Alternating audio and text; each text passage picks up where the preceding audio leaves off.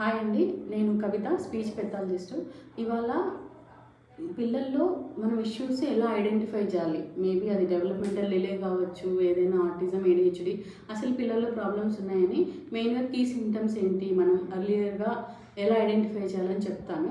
for example, early ఏజెస్లో పిల్లలు ఇప్పుడు 2 years తర్వాత ఎవరైనా మీకు పిలిచినా పలకట్లేదు, నేమ్ కాల్కి రెస్పాన్స్ లేదు, లేదా మీ కమాండ్స్ ఫాలో అవ్వట్లేదు అంటే, ఫర్ ఎగ్జాంపుల్ మీరు ఏదైనా చెప్తే తీసుకురాపో మా తీసుకురాపో నాన్న అంటే వాళ్ళు రెస్పాండ్ అవ్వట్లేదు,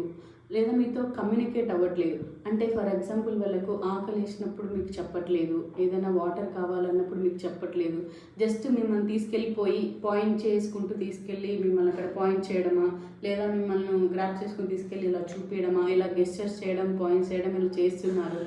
లేదా పిల్లలతో అస్సలు మింగిల్ అవ్వట్లేదు, వాళ్ళ పియర్ గ్రూప్తో కానివ్వండి, పిల్లలతో ఎవరితోనైనా అసలు ఆడుకోవట్లేదు, మాతో కూడా అసలు ఏదైనా చూస్తే నవ్వడం కానీ, ఇలా ఐ కాంటాక్ట్ ఇవ్వడం కానీ, మనం చూసి